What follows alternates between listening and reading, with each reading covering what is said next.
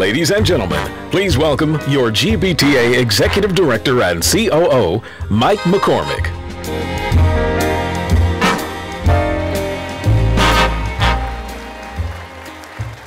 Good evening, and welcome to the 2011 GBTA Convention. Woo! This convention is already setting records. We have over 1,200 buyers, making this one of the largest gatherings of travel buyers in history. Your association is stronger than ever. So give yourself a round of applause. We have nearly 6,000 convention attendees from every single continent, well, except Antarctica. But Craig told me I got to go do GBTA Antarctica next year, so just so you know. You can see the enthusiasm, the energy, the love. And that's just the Jeff Smisek fan club picketing outside.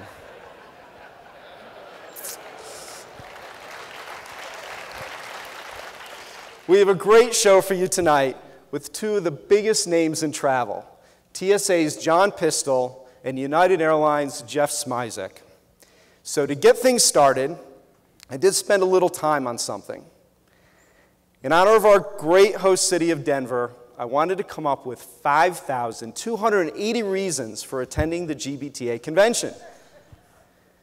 But I got overruled, of course. And the board shot me down, and they said they narrowed it down to 10.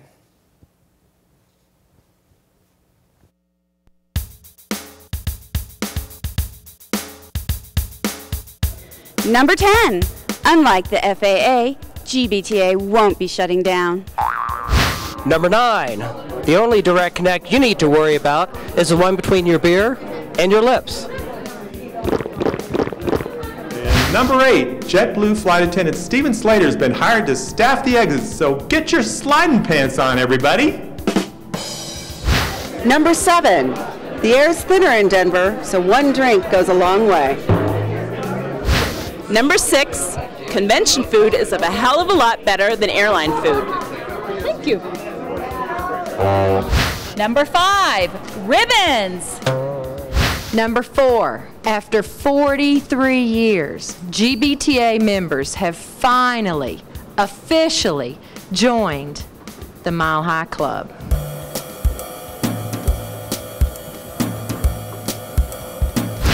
Number 3, with Jim McMullen running against Jim McMullen, you're participating in one of the most nail-biting elections GBTA has ever seen. Number 2, and now you're not going to have to listen to Arnold Schwarzenegger's take on family values. And the number 1 reason to attend the 2011 GBTA convention is I get to say the word pistol without being taken down by a TSA agent. Great job, GBTA board. So now let's get down to business. My first guest was sworn in as TSA's 5th administrator in July of 2010 after spending 26 years with the FBI. John Pistole has extensive national security and counterterrorism experience, and he currently oversees the security operations for airports, railroads, mass transit, and pipelines in the U.S. Ladies and gentlemen, please welcome TSA Administrator John Pistole.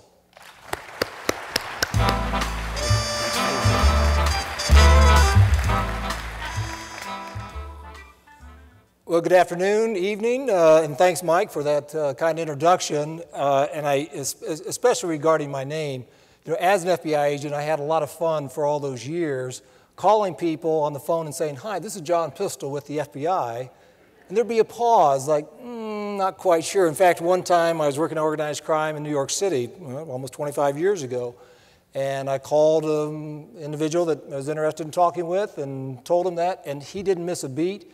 He said, "Yeah, and I'm Mr. Lion at the zoo, so what do you want to make of it?" So we went from there.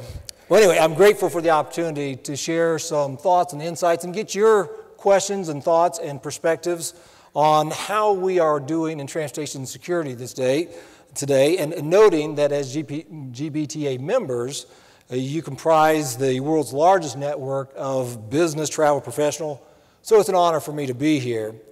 And now, as we know, 3 weeks from today, the world will pause to observe the 10th anniversary of the tragic attacks of September 11th, and to honor the memory of the nearly 3,000 victims from that tragic day.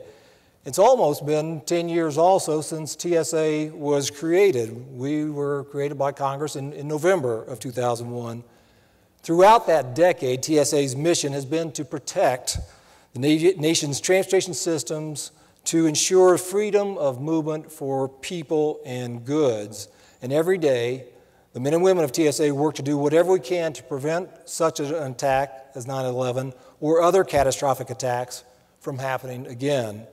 Now, while a significant amount of our time, energy, and resources is dedicated to aviation security, as was mentioned by Mike in the introduction, we also have responsibility to safeguard, in partnership with state and local partners, other modes of transportation.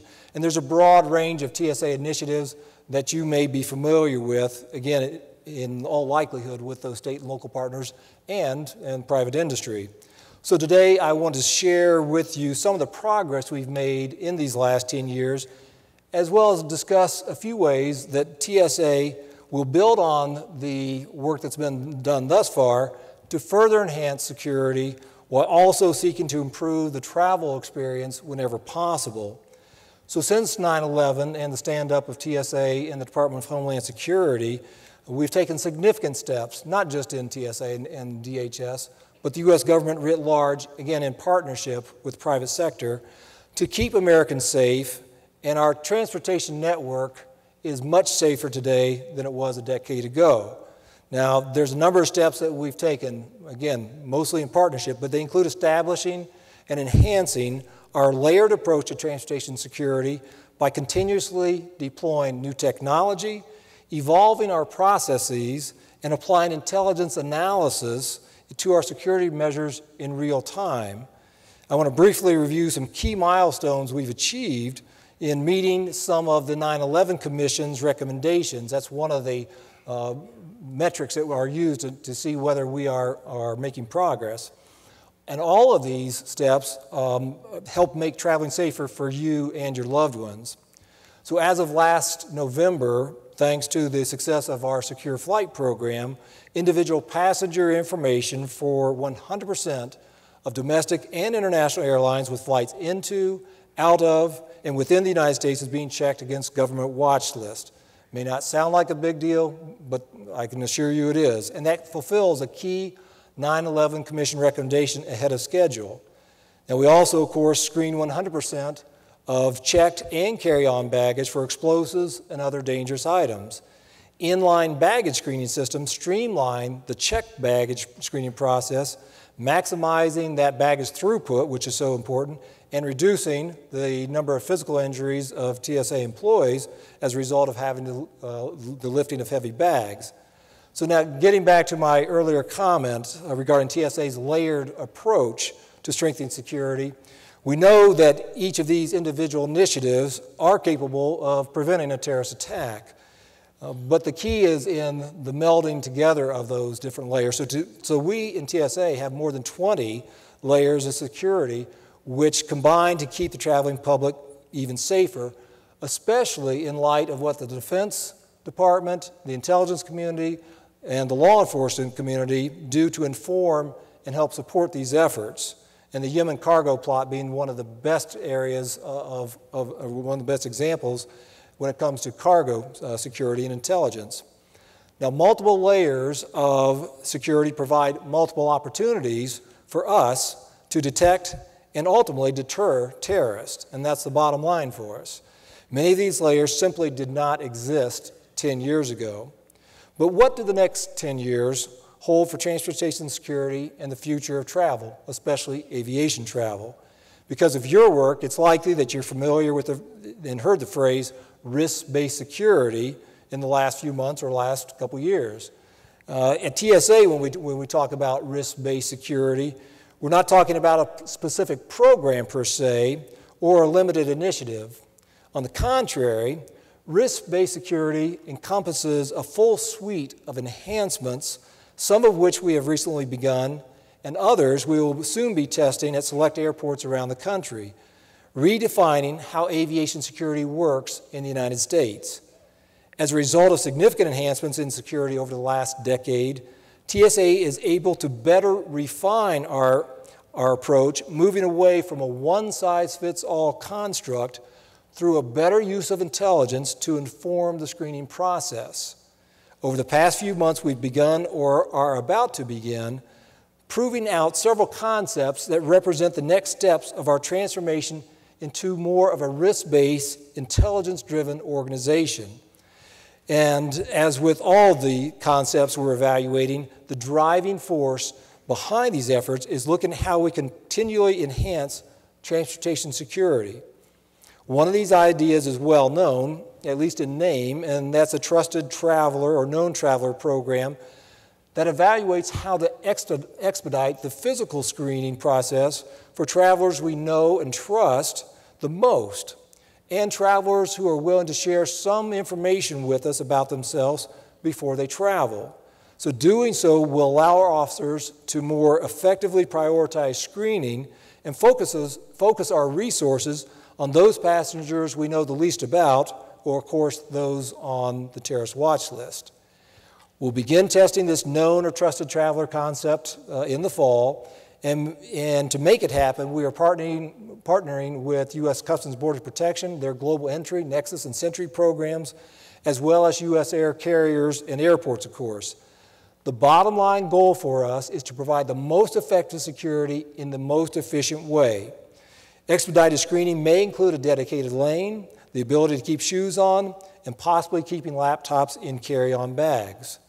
Of course, nothing will ever guarantee expedited screening. Passengers will always be subject to random, unpredictable measures, and of course this is to prevent terrorists from gaming the system, so we must continue to maintain these aspects of our security screening processes.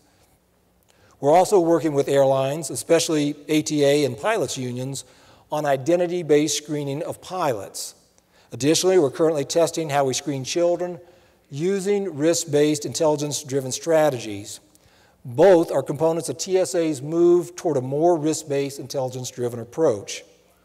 Now, in many of our initiatives, interactions with travelers play a key role in our ability to successfully implement risk-based security protocols.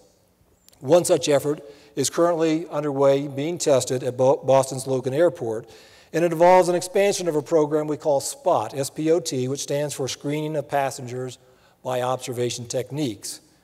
We also continue pursuing the latest technology to keep us ahead of evolving threats. For example, we are now deploying a software upgrade to our AIT, the Advanced Imaging Technology, machines that maintain a high level of security while further strengthening privacy protections.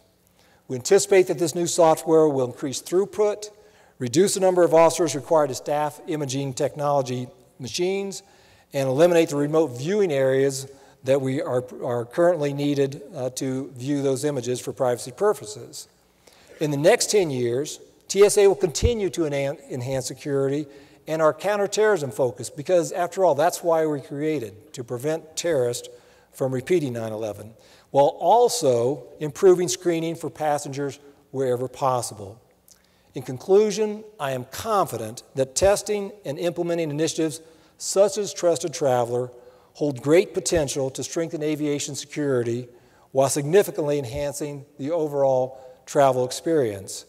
And as we look forward to working with you to accomplish this paradigm shift, I want to thank you again for inviting me to join you. I look forward to your comments, your questions, your ideas, as we work jointly to promote the free movement of people and goods with world-class security. Thank you.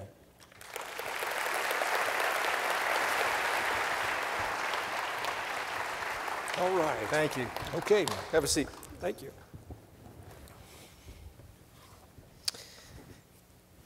Thank you again for coming. Yes. Appreciate it. So, you were working with the FBI on September 11th.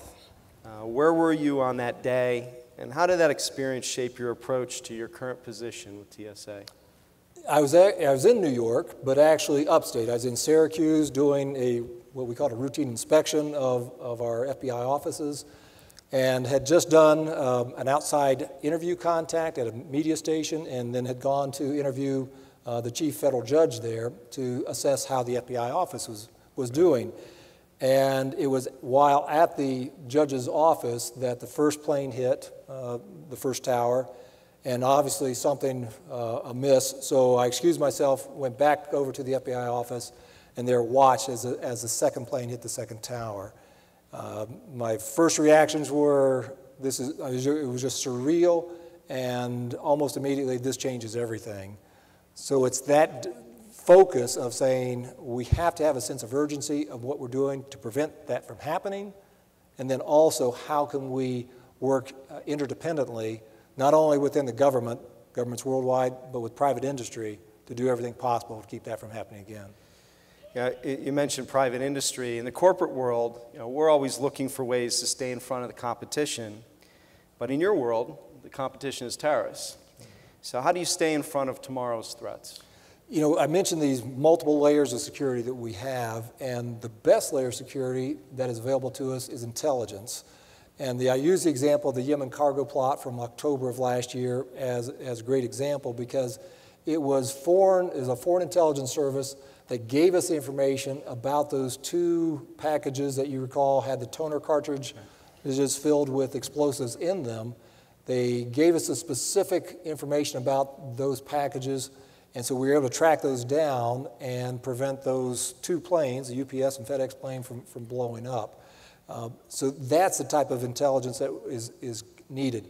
So I start every day with an intelligence briefing from intel around the world, trying to be informed as to what the terrorists are doing. Of course, the latest information about, they're talking about even doing surgically implanted devices, bombs, inside people. So what can we do working with our foreign partners to try to identify and prevent those folks and get on planes coming to the U.S.?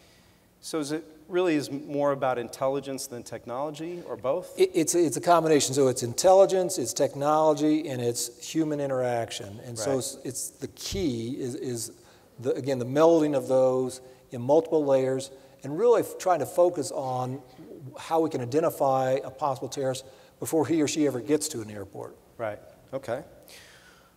Well, let's talk about screening at the airport. We're both frequent travelers. We're both fathers. Do you feel completely confident that the screening machines in the airports are safe?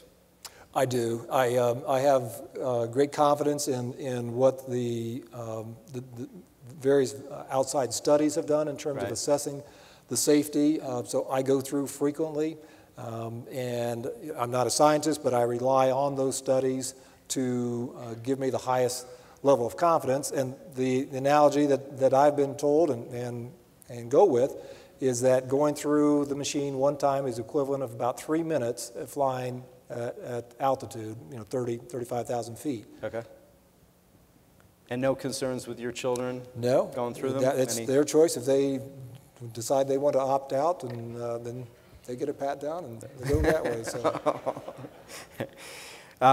So how does TSA balance security and protecting the rights of the individual along those same lines? Yeah, so something that I think really came to fruition, or came to a head, I should say, last Thanksgiving, and everybody recalls the National Opt-Out Day that people were looking at. And so the key is that we can reassure people that we are there to help protect them and their loved ones, that we're doing everything possible in the most professional way to do that. And because of how terrorists have evolved, willing to violate our societal norms, putting a bomb in your underwear, come on. Shoe bombs, surgically implanted. So everybody wants to be assured that they arrive safely and that they get home to their loved ones or on their business trip. And by the way, everybody else wants to make sure that you on that flight have also been thoroughly screened. So it is a balance. I will say with 1.8 million people who we screen every day, 12.5 million every week, over 50 million a month, over 625 million a year, there are bound to be those who feel like we have not done something properly. And I am sympathetic to those, but also want to give the highest level of assurance to all the American people that we are doing everything we can to provide the best possible security while respecting the privacy and civil liberties of everyone. Right. Well, on the subject of screening, we sent a camera crew out to a few random folks on the street back in Alexandria, and we asked them how they feel about the job TSA is doing. So let's take a look at that, and then TSA means to me that it's the men and women who are responsible for securing travel in the United States. When I have to take off my shoes and they do a total check, I feel safer going through the airport because other people are being checked. I know I'm okay, but I'm glad that they're all being checked. I'm naturally an anxious person, and with 2 kids, definitely want to go through whatever it is that they need to do for everyone to feel secure. I think if you follow all the rules that they have, like you take everything out of your pockets, take your shoes off, then it just goes quicker. When I think back of when I first started traveling, and you would just walk right through, and you could bring pocket knives through, you could go meet people at the gate. I mean, obviously it feels 10 times safer than that, so you have to keep it in perspective and of what it used to be and what it is now. As far as I'm concerned, it gives me peace of mind when I get on a plane. So that was literally all the interviews. And those comments were positive. They seemed to be, people on the street seemed to be understanding of TSA and their role. So, and we seem all to be, agree about the need and the concern for safety, but how do we balance that against the needs of the business traveler who want predictability and want to have a smooth and efficient process of getting through the airport? Yeah, that's one of the challenges, and that's one of the paradigm shifts that we are working through at TSA to try to provide, again, the best possible security, but in a way that promotes the best movement of people. And one of those issues is I would like to be predictable to say, every time, here's what you can expect at each of the 450 airports around the country, and here's what it'll look like. The issue that concerns me is the more predictable we become, the more terrorists can basically go to school, learn from our predictability, and that's why, even though it's an inconvenience and it's not the most enjoyable perhaps, but we've got to have random and unpredictable screening. So under our new risk-based security initiative, for all of you who are frequent travelers, if you're a member of CBP's Global Entry, the goal is to expedite your physical screening because we know a lot more about you before you ever get to the checkpoint. And the more we can do that, I think the better it will be for the traveling community. That being said, you may go through an expedited physical screening 9 straight times. The 10th time, you may go through the regular screening or even secondary screening just to, again, keep the system honest. I'll take 9 out of 10. That wouldn't be too bad, right? Maybe 8 out of 10, we'll see. Yeah, okay. So you're rolling out this Trusted Traveler beta and working with some of the major airlines. Are you bullish about it, about where we sit 2 or 3 years from now? I am cautiously optimistic. Okay. I've learned both in my last job and this job to try to manage expectations, right, and to try to underpromise and overdeliver. So I'll just say I'm cautiously optimistic, but it does have the potential for being a game changer. It's great to hear. So what can we do as an industry to help? Well, there's a number of things, and that is many of which are already ongoing. The airlines, as you mentioned, are working closely with us to establish some criteria of their frequent travelers, histories, and again, I don't want that information, I just want to be able to ping against the airlines. And so airlines are working to modify some of their IT systems, and so that's a necessary issue. But I think just the general support, when the press asks about it, how is this working, to say, yes, this makes sense for business because it enhances security in that we are able to focus our time on those we know less about and expedite those that we have a higher level of confidence in. Right. Okay. So let's switch gears a little and talk about private aviation, because a number of the buyers in the room have executives that do use private aviation. Are you satisfied with the level of security there if 100% of the bags are not checked?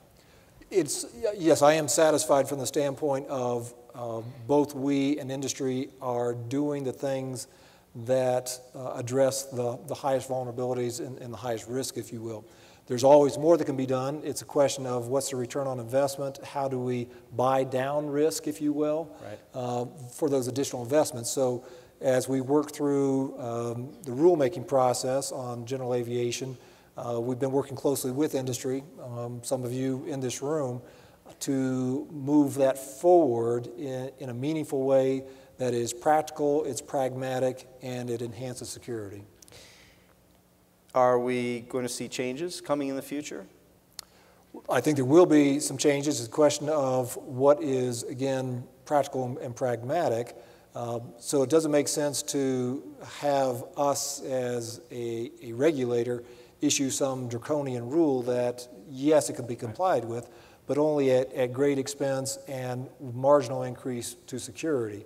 So that's something that, again, we've worked very closely, and again, want to manage expectations, but feel like we're on the right track for that new rule. So, final question. It's kind of a general one, but it's a bit of a philosophy. Is it your job and your agency's job to eliminate risk? Our job is to mitigate and to manage risk. We are not in the guarantee business, the 100% guarantee. If people wanted that, we would probably see 2-hour lines at checkpoints. The global supply chain would come to a grinding, maybe not a halt, but would slow down substantially because of that level of getting to where we are doing the risk mitigation, risk management to try to get to risk elimination is simply not practical. Right. Well, thank you again for coming. We appreciate your time. This has been terrific. Ladies and gentlemen, Mr. John Pistole. Thank you. Thank you, Mike. Thank you. Appreciate the opportunity. Okay.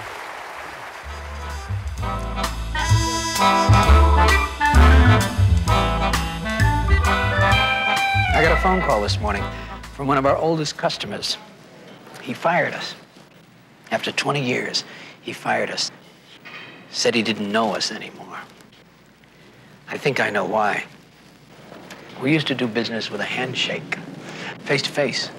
Now it's a phone call and a fax. Get back to you later, with another fax probably.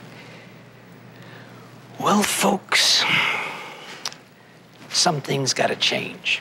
That's why we're gonna set out for a little face-to-face chat with every customer we have. But Ben, that's gotta be over 200 cities. I don't care. Every business is a people business. The 50,000 people who are the employee owners of United never forget that. Boss. Come fly the airline that gets its power from its people. Ben, where are you going? To visit that old friend who fired us this morning. Come fly our friendly skies. Wow. That United commercial resonates today just as strongly as it did almost 3 decades ago. Is that amazing? Which brings me to my next guest. Jeff Smisek is the president and CEO of United, the world's largest airline. Jeff joined Continental in 1995. He became president of the airline in 2004, and he assumed the role of chairman, president, and CEO of the new United Airlines in 2010. He is currently overseeing one of the largest mergers in airline history. So please welcome United Airlines' Jeff Smisek. Thanks for coming.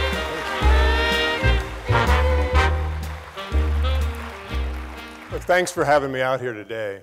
I want to talk a little bit about, the topic was the world's largest airline. And the new United is the world's largest airline, but that isn't particularly important to me. It's not particularly important to my management team. What's important is to become the world's leading airline. And that's what we're working on. And that's a process, and that takes time. But the reason that we merged, the reason we brought Continental and United together is, well, I guess the best way to do it is sort of ask you to do a thought exercise. If I ask you as a thought exercise to create the world's leading airline, and I gave you a blank sheet of paper, and I said the only constraint is to make sure that this airline is certificated in the US, that's it. You'd create an airline with hubs on the East Coast, like New York and Dulles, a hub on the Gulf Coast for the north-south flows, Houston, hubs on the West Coast, San Fran and LA, and for the flows off to the Pacific, and the strength up and down the West Coast. and a hub on the third coast, Chicago. And you'd have Denver and Cleveland thrown in. And with that, you'd also have a spectacular fleet, a modern and fuel-efficient fleet, and a really great aircraft order book, and continuing to take brand new airplanes. You'd have the world's largest loyalty program. The loyalty program of the new United, Continental United Together, the New Mileage Plus program, has more members than there are citizens of France worldwide. You'd have experienced people, people who know what they're doing, people who want to give good service. You'd have world-class facilities. You'd have the ability to optimize the fleet across that network. You'd create what we have today at the New United. Now, it is a process, and it does take time. We're a heavily regulated business. It takes time to bring work groups together. It takes time to go through the regulatory process. It takes time, and it takes time to adjust. But we have the assets and the people, the fleet, the facilities, the product, the people, to be the world's leading airline. And we are creating the world's leading airline largely for you, the business traveler. United and Continental have always focused on the business traveler. You're our bread and butter. You're the customer we serve. We take all customers, we love all the customers. But business travelers are particularly important, and so we're investing in that product. This merger is going to deliver between $1 and $1.2 billion a year in net synergies. And we're going to invest that back into our product, back into our fleet, back into our facilities, back into our people. And we're announcing today $550 million of investments in our fleet, not new airplanes. This is in the interior of airplanes. We're installing flatbed seats in the remainder of our existing international fleet. When we're done, we'll have 185 airplanes with flatbed seats, 185 airplanes, more than any US airline. We're taking United's great Economy Plus product and putting that across the entire Continental fleet. And when we're done, we're going to have more premium economy seating than any US airline. We're installing wireless on the 200 Continental aircraft that today have DirecTV. And it's not just any wireless, it's Ka-band wireless, which is the newest, best, fattest pipe there is that we're putting on board those aircraft. We've got RFPs to put Wi-Fi on the remainder of our mainline fleet, international fleet, and the remainder of the domestic fleet. The Airbus aircraft that we have today, 152 A319s and A320s, we're refreshing the interiors of those aircraft. We're putting in new bins that will double the bin size in those aircraft. The PS fleet that we fly from JFK to LAX in San Francisco, we're going to bring those airplanes in. We're going to completely gut the interiors and put in flatbed seats and Economy Plus and Economy and AVOD and Wi-Fi and power throughout the entire airplane. A spectacular product for the Transcon out of JFK. On our 747-400s, where we've done a good job with the IPTE product, the International Premium Travel Experience, the International First Class and Business and Economy Plus and Economy, in the back of those airplanes are deficient in the entertainment, and we're going to be putting streaming wireless on those aircraft. So any customer gets on those airplanes, taking their iPad, their iPhone, their computer, any Wi-Fi enabled device, will be streaming video, and they'll be able to select from the various videos that we'll be streaming. So we're investing in the product, over $500 million just in the existing fleet. That's not counting all the aircraft we have on order. Next year alone, we're taking 19 brand new 737-900ERs and 6 brand new, beautiful Boeing 787 Dreamliners, a truly game-changing aircraft. And we're delighted to be the North American launch customer for the 787. But despite all that wonderful things that I'm talking about, what we really need to do is make sure we deliver good service. That's incredibly important. That's why I and my entire management team are focused so heavily on the culture of the new company. Because we're operating the new United on the basic 2 principles that my mommy taught me. You treat other people like you'd like to be treated, and you never tell a lie. We call that dignity and respect, treating each other and our customers with dignity and respect, and direct, open, and honest communication. And investing in the tools so we can let you know what's going on. Because it's very frustrating when a flight's delayed and the customers don't know why. With the wireless technology we're investing in, the technology we're investing in, the hundreds of millions of dollars we're pouring into technology, in the future we'll be able to communicate so much better with our passengers. And make sure that when the flight is late that we can reaccommodate you. And if you don't like the reaccommodation with the Wi-Fi, you can change it en route. There's so many things that we're doing to focus on making sure that we're easy to do business with, the business customers want to fly us, leisure customers want to fly us. Our goal at the New United is to have a carrier where our coworkers want to work, are proud to work, enjoy coming to work every day, trust each other, trust management, give good service because they want to, not because they're trained to or told to, because they're proud of where they work, because they want to. We want to have an airline that customers want to fly, and we want to have an airline that investors want to invest in. We'll be taking the profitability, the sustained and sustainable profitability of the New United, and we're going to do something really radical with some of that money. We're going to pay our debt when it falls due, and we're not going to always refinance that debt. We're going to de-leverage the business, de-risk the business, so we can be here, as the commercial showed from 30 years ago, the next 30 years, and 30 years, and 30 years beyond that. So I'm going to thank you for having me here today. I want to particularly thank you for the business. There's a lot of high rollers in this audience. There's a lot of people who control a lot of business, and I want to thank you for the business. I want to let you know that I know that we need to earn your business, but I am confident that when we're done integrating these carriers, we're going to have a spectacular airline that you'll want to fly. Thank you very much.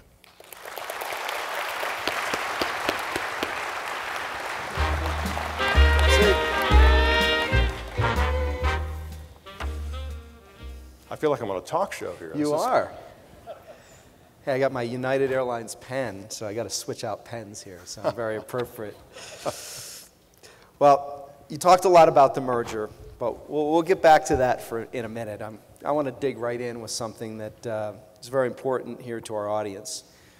You may have heard that airlines and GDSs have been in the news a lot lately, maybe in the courtrooms a little bit, and about concerning the future of travel distribution.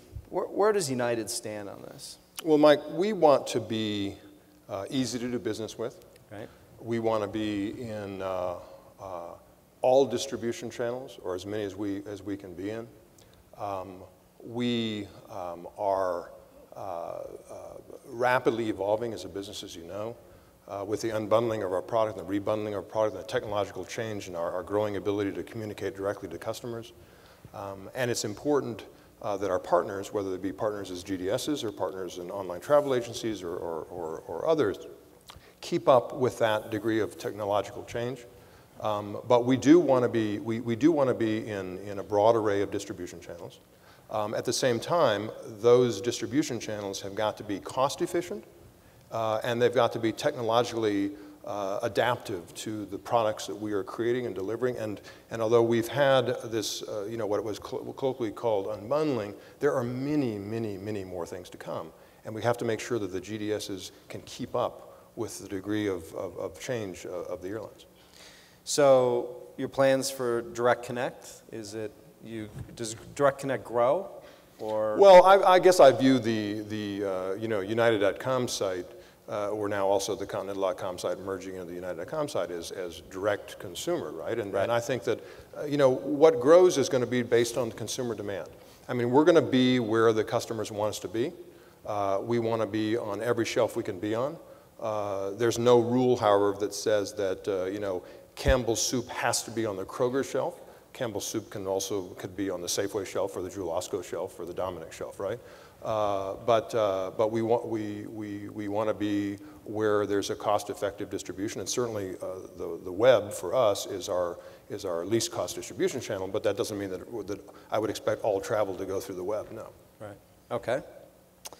So switch topics. You've been critical from the lack of support that you as an airline have been getting in Washington. From your perspective, what's broken in Washington? And what would you have them do differently? Well, what's broken in Washington is pretty tough for the amount of time we have, but we'll add another couple hours if it I won't even go there. It's a topic I like talking about. I think that fundamentally the U.S. lacks an aviation policy. Right. And I think it's important that we have an aviation policy. I think that aviation is a good. It is important for the exchange of people and cargo and ideas and it's an unalloyed good. And to tax us more heavily than alcohol, tobacco, and firearms, to brutally overregulate us, to enact exceedingly oppressive regulations that have often very little consumer benefit, but costs us an enormous amount of money to comply, is not a good aviation policy. And we clearly need also investment in our air traffic control system because there's so much value in doing that. There's so much, there's not in terms of the time value and the throughput, but the fuel efficiencies alone. And there are many studies that show that we could save 10% of our fuel burn if we had a modern air traffic control system. Right. And you know, the new United, we burn 100 million barrels of jet fuel a year. And if only half of that in the United States, saving 10% of half of that's a lot. Right. And it's not just for us, but it's reflective in consumer prices, in the time of people holding. I mean, there's so many things that we can improve. And this is technology that exists today and can be used today. And it's just a shame that we're making so little progress. Part of that, in terms of the cost of modernizing air traffic control, means that you also have to retrofit or fit your aircraft to also, take advantage of it. Is United willing to incur those costs to do so? You bet. Actually, we have a lot of equipage today already in our, because we have quite a modern fleet. Right. And we're going to be taking a new aircraft, have a lot of the equipage. The problem is a lot of the equipage we're just carrying around, burning fuel with the weight, but no benefit. And so, I don't mind pitching pennies with the government. What I don't want is pitch my penny, no other penny comes in, because we invest in the equipage and then there's no utility to the equipage. Well, then we've made a mistake. Right. So you mentioned aviation policy. Specifically, let's talk about the Department of Transportation. What kind of grade would you give them right now? Well, I'm not in the business of grading a regulator, so I think that's a pretty dicey thing to do. So I thought I'd try. Yeah. I think we'll just stick to pass-fail here. Okay. And? Pass. Oh, okay. I'd ask. So now let's get back to the merger. United is now the largest airline, but does that make you the leading airline? No, not yet. No, we're becoming the world's leading airline, and we have work to do. There's no question about it. I mean, first of all, integrating these two carriers takes time and effort, and we're working hard to do that.